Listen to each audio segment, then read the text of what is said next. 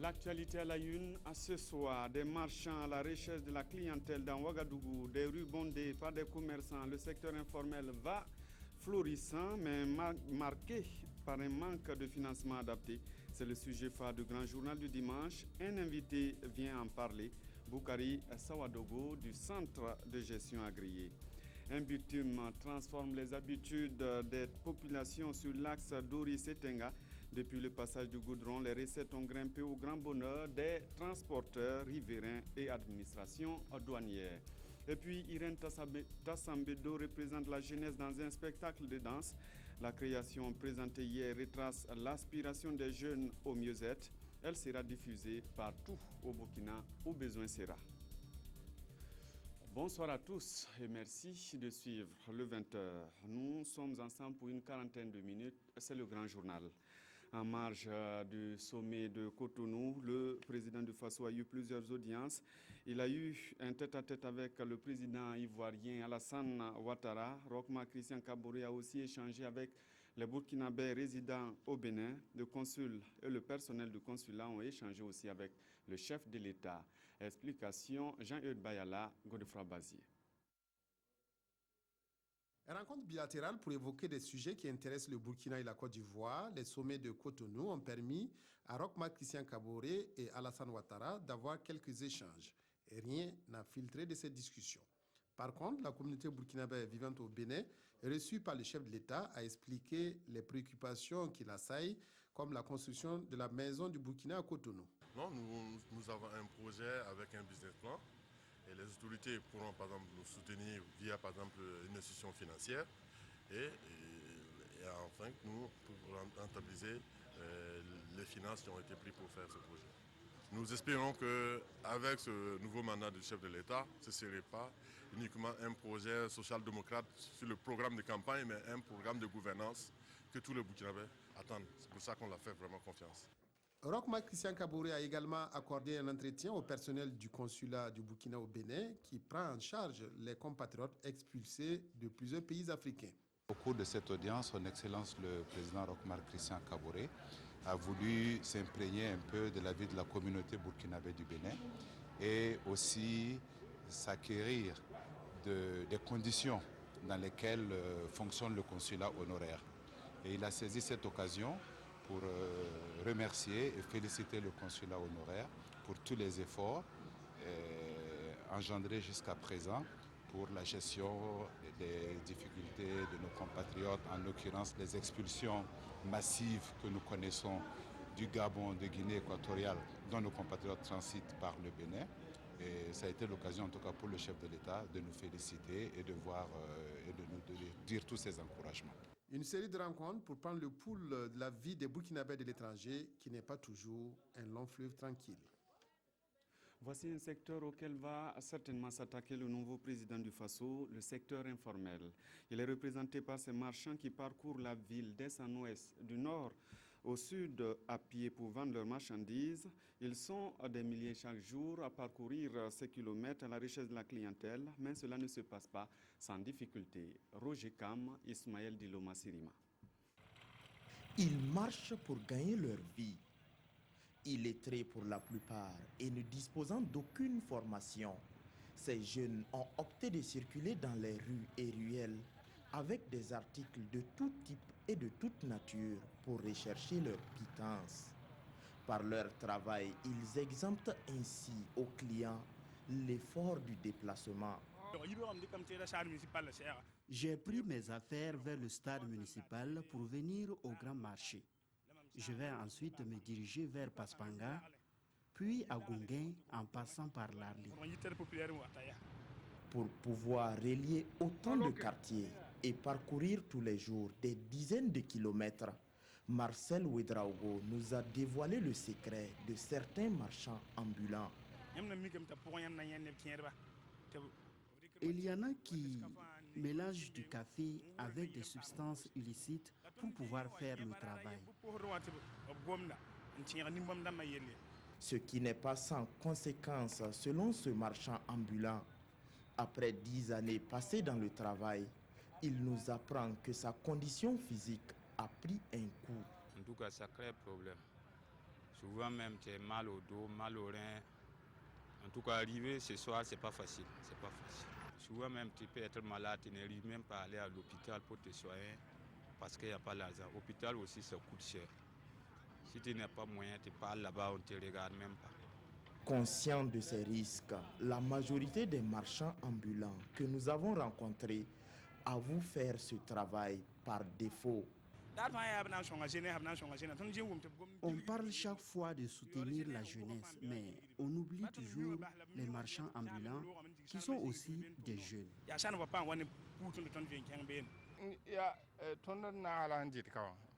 Je pousse cette charrette pour nourrir 4 personnes. Je fais ça parce que je n'ai pas un autre boulot et aussi parce que je ne suis pas allé à l'école. Quant à combien peut gagner un marchand ambulant par semaine ou par mois, tous sont unanimes. Les gains sont aléatoires. Et puis certains ont choisi d'occuper les coins de la rue pour s'installer, parfois illégalement. Au marché central, par exemple, camionneurs et commerçants se bousculent à longueur de journée. Zoom sur l'occupation anarchique des espaces publics. Issa Kafando, Dramandadia. Difficile de se frayer un chemin par là. Ambulants, vendeurs de rue et usagers de la route se côtoient ici à longueur de journée. Nous sommes aux abords de Rodouoko, le marché central de Ouagadougou. Le constat est le même dans les autres marchés zéyards de la capitale burkinabé, ce qui fait des mécontents. Vous verrez par-ci, par-là, des camions garés. Tu peux, à 20 mètres de ton bureau, faire pratiquement 30 minutes parce que la voie est complètement encombrée. Il faudrait que les forces de l'ordre reprennent du poids comme avant 2011. Parce que vous savez que tout est venu après sur la mutinerie de 2011. Donc la ville était devenue carrément du désordre. Il n'y a pas de contrôle. Donc nous sommes laissés à notre guise. L'anarchie, c'est justement là le problème. Une situation causée par la montée du secteur informel. Selon des enquêtes réalisées en 2013 par la BAD et l'Institut national de la statistique et de la démographie, le secteur informel non agricole regroupe environ 80% des actifs urbains et sa contribution au produit intérieur brut du Burkina est estimée à plus de 32%. Les acteurs du secteur avouent donc ne pas comprendre leur difficile intégration sur la place du marché. Il y a un certain acharnement sur nous qui évoluons dans le secteur informel. Problème de place et à chaque fois, les agents de la mairie nous demandent de quitter les lieux. Quand vous prenez ceux qui sont dans l'anarchie, ils paient les impôts, ils paient la taxe d'occupation de la voie publique. À partir du moment où on vient récupérer ce que le monsieur ou la dame doit à la commune, il est aussi du devoir de la commune de lui trouver au moins une place adaptée pour son commerce. On le sait, le secteur informel est aujourd'hui pourvoyeur d'emplois pour les jeunes. Mais à quand sa formalisation? Sur la question, les acteurs concernés sont réticents. Donc souvent, mieux vaut être dans ce secteur que d'aller former ton entreprise où tu ne peux plus fonder les impôts, où tu vas contribuer plus et tu n'as pas accès au marché public, ça c'est un, et tu n'as pas aussi accès au financement.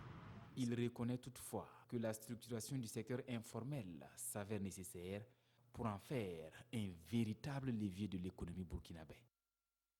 Et pour soutenir tout cela, l'État a créé des fonds. Ils ont pour mission de soutenir la création des entreprises et aussi la gestion des affaires. Ils doivent aussi accompagner à la création des emplois. Adama Agiti, Monkondabire.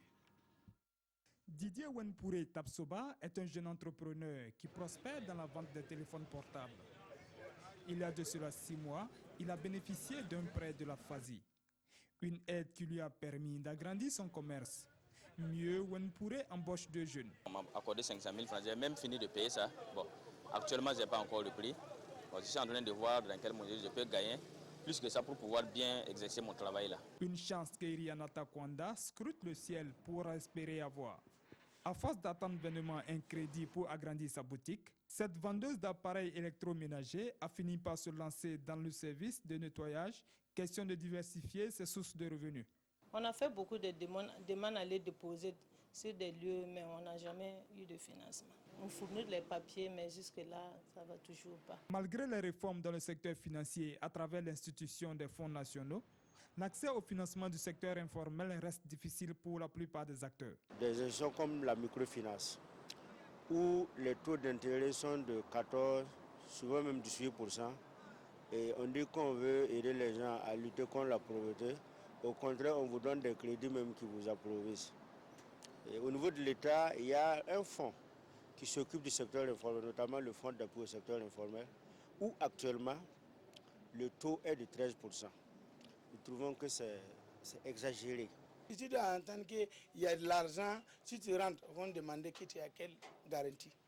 Si tu n'as pas de garantie lourde, tu ne peux pas avoir beaucoup d'argent.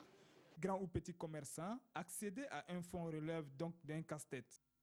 La dynamique impulsée par la transition a certes permis, à titre exceptionnel, d'octroyer un fonds de soutien aux initiatives économiques des jeunes et des femmes à un taux réduit. Même pour les acteurs, la gestion de ces microfinances pose problème. Vous prenez le FASI, il n'y a pas quelqu'un qui est là-bas. Si le FASI dit aujourd'hui qu'ils ont octroyé 1 milliard aux promoteurs du secteur informel, mais vous n'avez pas quelqu'un là-bas qui peut attester.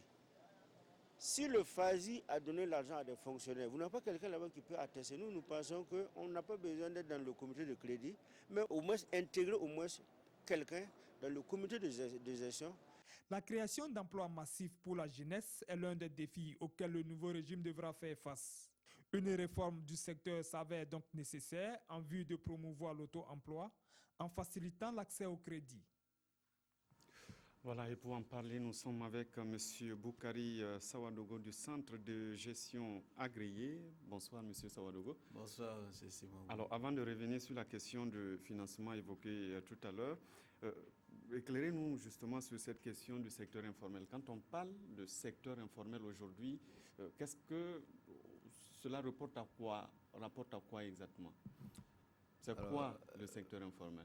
Merci. Je crois qu'aujourd'hui, quand on parle de secteur informel, il faut dire qu'il n'y a pas de définition unanimement utilisée en la matière.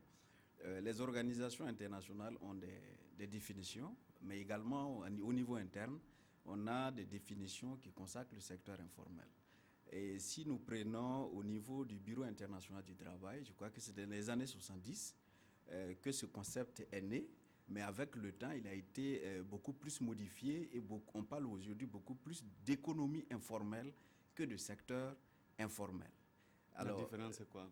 Bon, la différence, c'est que quand on dit secteur informel, ce n'est pas un secteur en tant que tel. Parce que quand on va parcourir les acteurs, le type d'activité, on va se rendre compte que tous les secteurs économiques sont concernés par cette question de l'informel. Donc on parle beaucoup plus d'activités informelles que de secteur informel ou d'économie informelle. Et qu'est-ce que ça représente justement pour notre économie?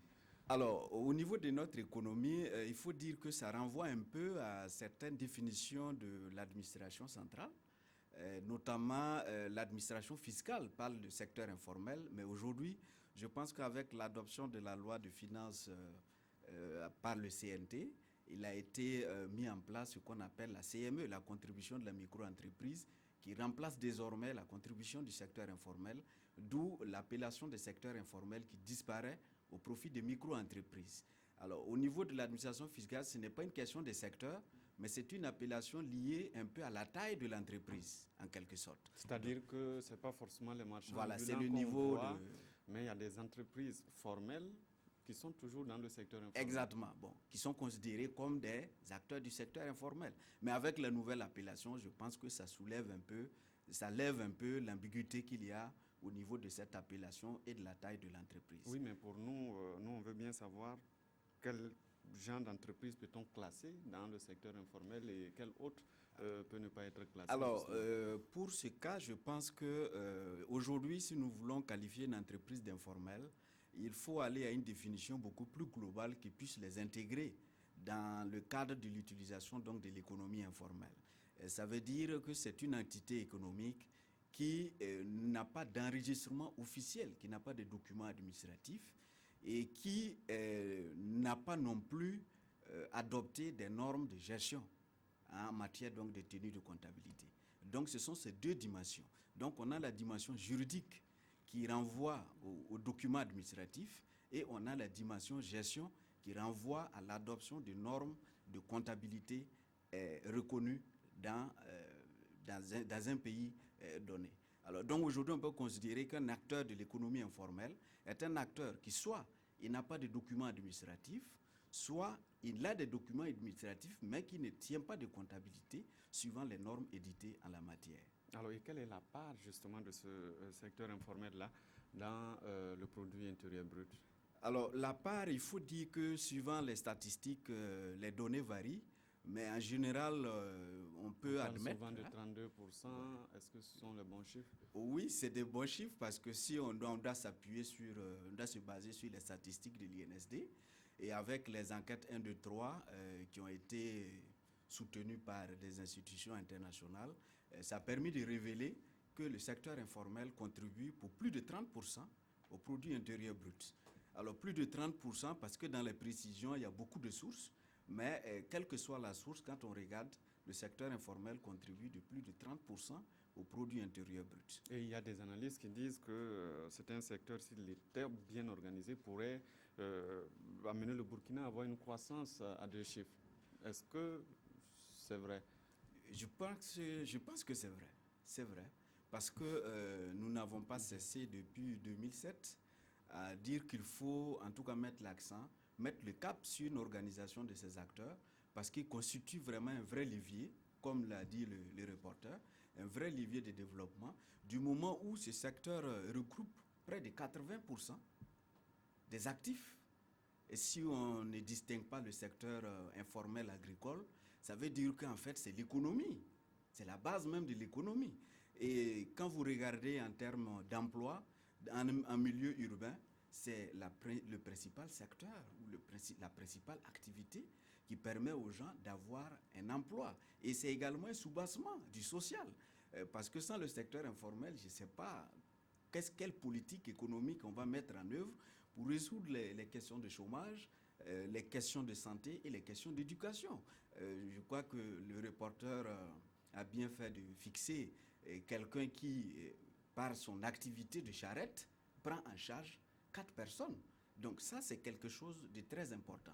Et nous pensons, comme vous l'avez dit, qu'organiser ces acteurs, les accompagner, serait donc une action noble de développement parce que laissés à eux-mêmes, et très souvent, il y a du gaspillage, mais ils ne savent pas. Et quand on parle d'impôts, vous voyez que le responsable, M. Zangri Seydou, que je connais bien, on a beaucoup travaillé ensemble, les gens ont l'impression qu'en se cachant, on gagne davantage. Alors que ce n'est pas le cas. Quand on se cache, on ne peut pas optimiser. On ne peut pas profiter des opportunités. Et donc, il faut les accompagner de telle sorte que la problématique engagée qui est telle que est-ce qu'on gagne, on ne gagne pas, il faut contrebalancer les choses de telle sorte que se formaliser soit plus avantageux que rester dans le secteur informel. Oui, mais comment se formaliser si on n'a même pas accès au financement? On a parlé tout à l'heure d'accès aux fonds FASI qui n'arrivent pas à financer tout le monde. Et ensuite, les banques classiques qui ont des problèmes de garantie, des taux de remboursement de 14 à 18%. C'est difficile pour quelqu'un qui débute une entreprise de pouvoir respecter tout cela. Oui, c'est vrai, et ce sont des données qui sont réelles. Mais je pense que quand on dit qu'il faut les accompagner, c'est aussi mettre en place un paquet de services qui puissent permettre à ces acteurs, malgré le fait qu'ils payent l'impôt, malgré le fait qu'ils jugent des taux d'intérêt élevés, qu'ils puissent être rentables. Cela n'empêche pas également de mettre en place des dispositifs de financement avec des taux bonifiés, avec des facilités pour permettre aux gens d'avoir donc ces financements. En matière de microfinance, on dit généralement que les taux montent avec les risques. Et vous savez, dans le secteur informel, il y a ceux qui sont acteurs informels et qui veulent réellement se développer, mais il y a ceux qui sont acteurs informels où l'octroi de crédit présente un risque énorme. Alors donc, il faut faire la part des choses. C'est pourquoi nous, au niveau du CGA, avec l'accompagnement de la Chambre de commerce, nous essayons de mettre en place ce qu'on a appelé les mesures d'accompagnement. Bon, ce n'est pas une norme ISO, mais on a dit ISO, informer, sensibiliser, organiser, et ensuite passer par une phase de formation, d'accompagnement et de suivi. Ça va permettre à toutes les parties de non seulement de disposer de données statistiques fiables sur les acteurs eux-mêmes, parce qu'aujourd'hui, quand on parle des chiffres, les chiffres d'une enquête à une autre, les différences sont tellement énormes qu'on n'a pas réellement le pouls de ce secteur-là. Donc je pense que c'est l'ensemble des actions qui vont être menées, qui vont être déterminantes, parce qu'il ne faut pas oublier que c'est un enjeu majeur pour notre économie. Aujourd'hui, on parle de pression fiscale, on parle de recouvrement de l'impôt. Alors, l'assiette est tellement réduite qu'il faut travailler à ce que l'assiette soit plus large pour permettre à l'État d'avoir des recettes et de réinvestir et même d'allouer encore ces recettes au financement de ces petites entreprises pour atteindre ce que on appelle dans le jargon le Washington Consensus, qui est en fait taux bas, assiette large. Ça permet à chaque acteur d'être visible et de travailler en respectant les normes. Alors, pour terminer, il y a un syndicat, le Sinakombe, qui vient de lancer son propre fonds pour financer effectivement le secteur informel prioritairement. Est-ce que là aussi, il n'y a pas de risque de se retrouver avec des fonds à n'en pas finir et puis la gestion qui peut poser problème même entre les acteurs qui promeuvent justement ceux qui promeuvent ces genres de choses? C'est vrai, nous avons eu connaissance du lancement de ce fonds. C'est vrai, il peut y avoir un risque, mais je pense que c'est à l'État de tracer le chemin, de donner un rôle ou un pouvoir à chaque acteur pour pouvoir canaliser les efforts. Parce que l'émiettement des dispositifs, des initiatives n'est pas une bonne chose pour le secteur informel. Et je pense qu'en tant qu'association, elles peuvent être intégrées dans des dispositifs. Je crois que M. Sédou a abordé quelques aspects. On peut aller à une phase d'implication des acteurs du secteur informel à la mise en œuvre des activités ou des actions en leur faveur. Mais cela ne veut pas dire qu'il faut dédouaner l'administration de son rôle de développement d'institutions ou de structures de financement adaptées au profit de ces acteurs. Parce que quand vous prenez une association, elle ne peut pas donner les garanties nécessaires pour lever suffisamment de ressources pour faire financer ses membres. Et quand on voit l'ensemble des acteurs et l'association, ça présente un risque quand même pour un bailleur, pour mettre plusieurs milliards à la disposition d'une association sans caution de l'État. Ce qui veut dire que l'État a un rôle majeur à jouer et c'est à l'État. Et avec les nouvelles autorités, nous avons un peu lu les programmes d'activité. Je pense qu'il y a des actions qui vont dans ce sens et il convient donc d'avoir une action très lisible de ce secteur pour permettre aux acteurs de se positionner par rapport aux dispositifs qui vont être mis en place. Alors, merci, M. Boukari Sawadogo. Je rappelle que vous êtes le directeur du centre de gestion agréé et vous êtes venu nous parler du secteur informel. La suite du journal. Grâce au bitume, la route Dori-Setenga, frontière du Niger, a un impact économique. De nombreuses sociétés de transport empruntent désormais le tronçon, ce qui permet à la direction régionale des douanes de prospérer dans les recettes. Amadou Ilboudo, Aboubakar Sagno. Nous sommes à Seitenga, au premier poste de gendarmerie en provenance du Niger. Les cars sont à l'arrêt, les passagers descendent pour les contrôles d'usage. Depuis sa construction en 2012, la route Dori-Seitenga, frontière du Niger, est empruntée par plusieurs sociétés de transport qui desservent Dori, Ouagadougou, Niamey et même Abidjan, la capitale économique ivoirienne. En tout cas, il y a au moins 5 départs par jour de Dori pour Niamey, tellement la route, ça se passe très bien. Ici, c'est un peu long plus comme Kantiari. Un peu, hein. Mais la route là même, il est bien, parce que tu sais Kantiari, la route c'est cassé. Encore il y a bandits, couper la route là. Tout ça c'est dans la Kantiari. Mais ici, c'est facilement. Même la nuit tu conduis, il n'y a aucun problème. Le corridor Ouaga-Kaya-Dori-Terra-Niamey est aussi de plus en plus emprunté par des camions de transport de marchandises diverses. Selon la direction régionale des douanes du Nord, il n'y a pas encore d'études sur l'impact économique du bitumage du tronçon Dori-Seitenga, long de 51 km, mais le trafic, de même que les recettes douanières au profit du budget de l'État, ont positivement évolué. Avant le bitumage de la voie, en 2010, le bureau de douane de Seitenga a réalisé 50 millions de recettes douanières sur des prévisions de 82 millions, soit un taux de réalisation d'environ 60%. Et après la construction de la voie, ce taux a évolué positivement de façon continuelle jusqu'à nos jours.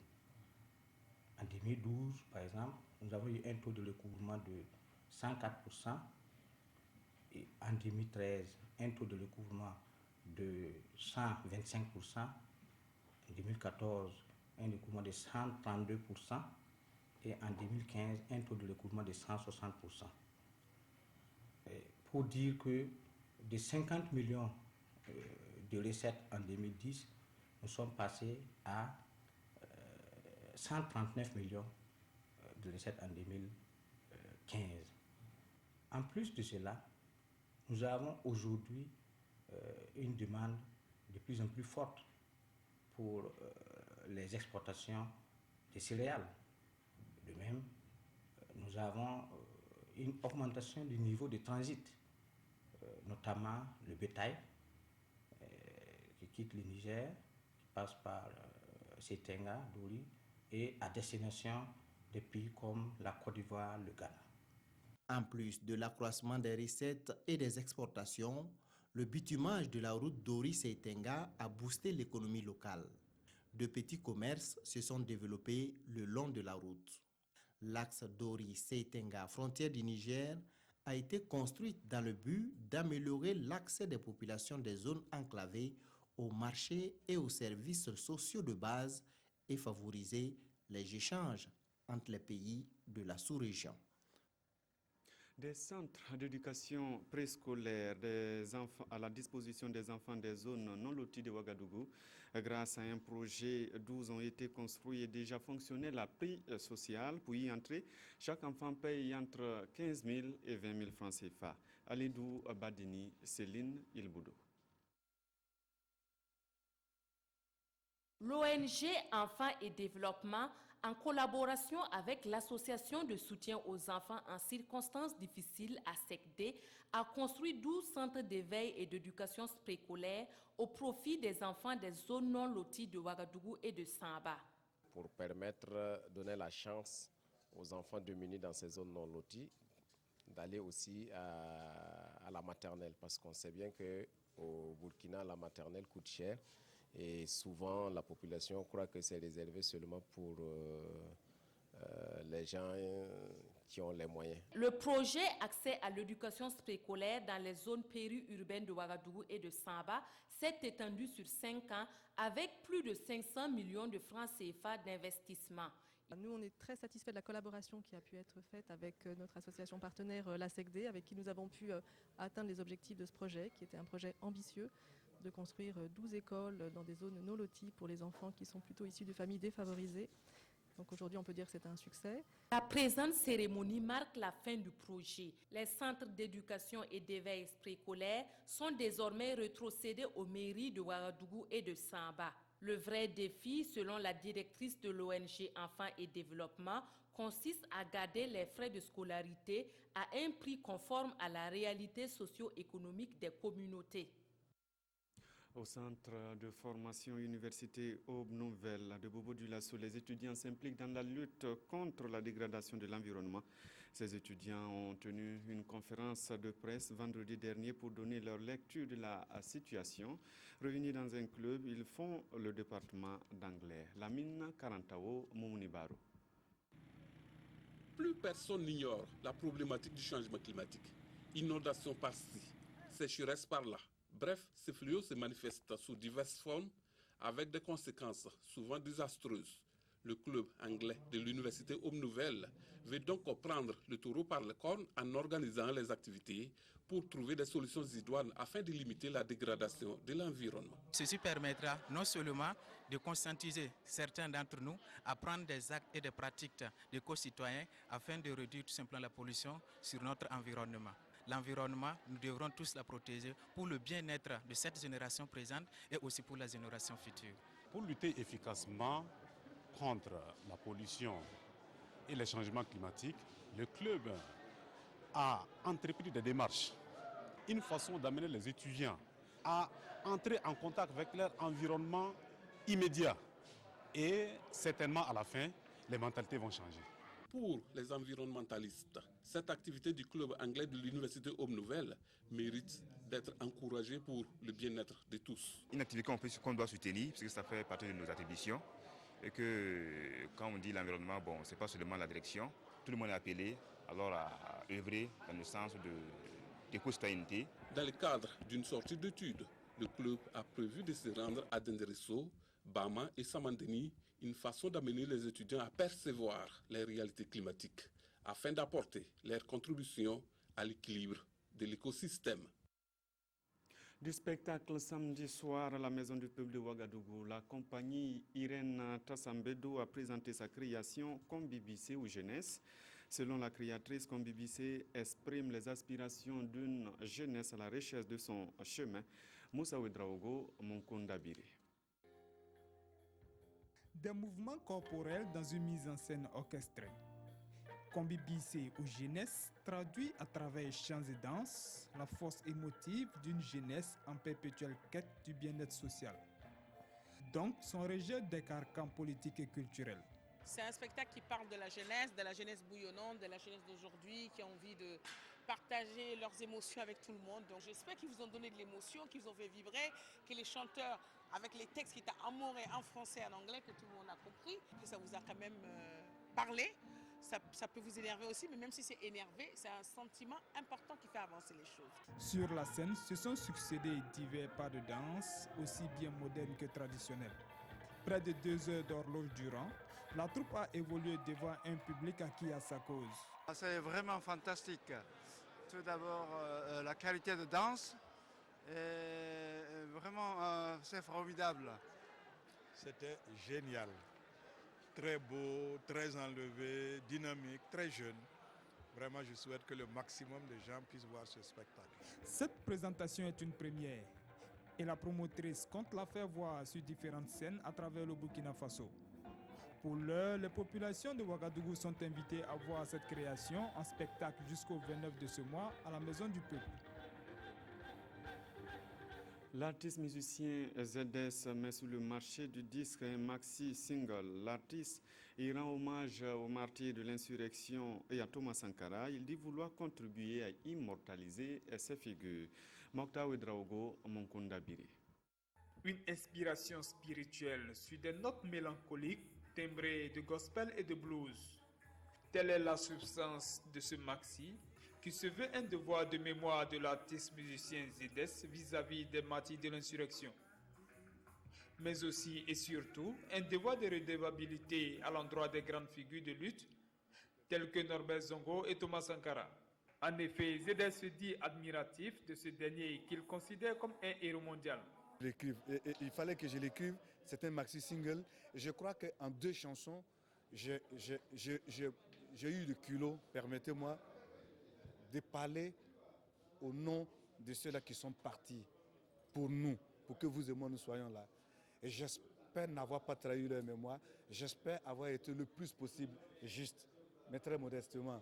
Et donc, oui, je l'ai dit au début, c'est égoïste, je l'ai fait pour moi, pour ne pas sombrer, comme je l'ai dit pour la musique, je l'ai fait pour moi et en espérant, en toute humilité, que le contenu de ces chansons-là reçoivent l'assentiment du plus grand nombre, des Burkinabés, des Africains et du monde entier. L'artiste présente cette composition comme un catharsis et une thérapie personnelle. Une œuvre d'esprit qu'il espère résistera au temps. La France a terminé aujourd'hui, nous sommes à l'étranger. Ces journées de commémoration des attentats terroristes de janvier et novembre. Le président François Hollande a lui-même dévoilé une plaque devant un chêne érigé, place de la République à Paris. Une minute de silence a été observée en mémoire des personnes décédées. La France conclut ce dimanche une semaine d'hommage aux victimes des attentats terroristes de janvier et novembre. Le président François Hollande a dévoilé une plaque commémorative devant un chêne érigé à un angle de la place de la République à Paris. Après la minute de silence, Johnny Hallyday a entonné devant un public peu nombreux la chanson « Un dimanche de janvier » en souvenir de la marche républicaine qui avait réuni des millions de personnes à Paris et en France après les attaques contre Charlie Hebdo, l'Hypercacher et contre une policière à Montrouge. Le choix de Johnny pour l'interprétation de cette chanson a été critiqué notamment par des proches des dessinateurs décédés qui caricaturaient régulièrement le chanteur. Des familles de victimes assistaient à cette cérémonie. Oh, dis-le-moi, que nous reste-t-il du dimanche de janvier? Et nous recevons à présent Jérôme Tiendrebogo pour la chronique Dimanche Sport avec essentiellement de football. Jérôme, bonsoir. Bonsoir Simon Gongo. Aujourd'hui, on jouait, on va dire ce week-end, on jouait la 7e journée du championnat national de football.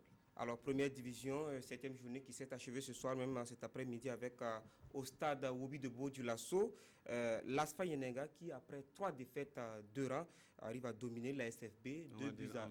Enfin, voilà, enfin.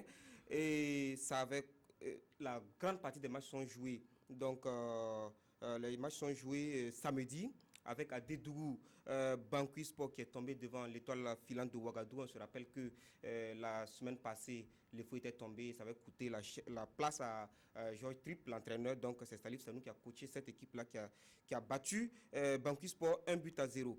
Terrain RCB, l'AGEB a tenu l'USO en échec 0 à 0. Et bonne grosse victoire, j'allais dire, du RCK face à l'USCO à Ouagadougou, donc triplé de Mohamed Silla, 3 buts à 0. Et le choc des extrêmes, l'USFA qui était dernière contre COSAF qui était en tête de championnat. Et grosse surprise, c'est l'USFA qui arrive donc à terrasser le leader avec 3 buts à 0.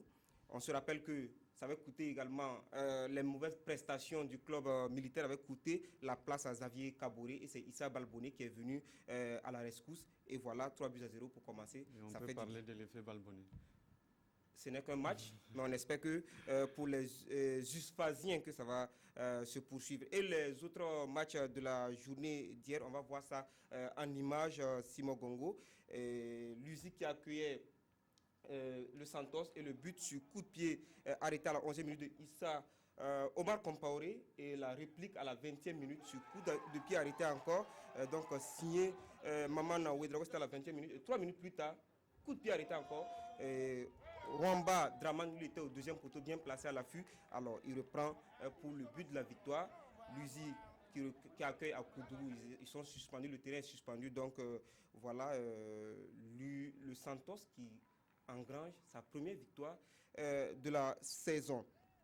Et on va voir également, voilà, ça c'est le but de l'égalisation de l'AS Sonabel qui était face à Majestic qui avait ouvert le score grâce à Issouf Kabouré à la première minute, on va dire des extrêmes encore, hein, ouais. À la première minute et égalisation à la 90e minute. Et cette 7e journée avait commencé vendredi avec le déplacement du BPS à Bobo-Dioulasso pour affronter le RCB. Cuisante défaite, 4 buts à 1 pour le RCB et c'est la première défaite de la saison du BPS. Le classement rapidement, Simon Gongo, la première place est occupée par le RCK qui monte de 2 matchs. RCK 13 points plus 6, deuxième USO 13 points plus 4, troisième COSAF 13 points plus 1, quatrième RCB 10 points plus 5, cinquième BPS qui descend quand même 10 points plus 5 et à la dernière place, puisque le temps presse, on a l'ASFB qui est scotché, mais l'USFA qui monte jusqu'à la 12e place grâce à sa victoire devant donc COSAF. Alors on va s'arrêter là, Jérôme, nous sommes à 40 minutes de journal, on avait prévu 40 minutes et on l'a annoncé aux téléspectateurs. On va dire le reste, on va prendre rendez-vous demain au magazine des sports à partir de 21h. Ce sera pour parler 21h avec Christelle Dabré. Alors, et à ce moment-là, on pourra parler de la 2e division championnat national de 2-2 qui s'est joué aujourd'hui. Il y avait une rencontre entre l'AS Police et Salitas au stade Issoufou Joseph Konombo. Merci d'avoir suivi cette édition qui s'achève. Bonne suite de programme sur la RTB. Et puis, tout à l'heure, vous avez rendez-vous avec Jacques Lamissata Paga à 22h15 pour la dernière édition.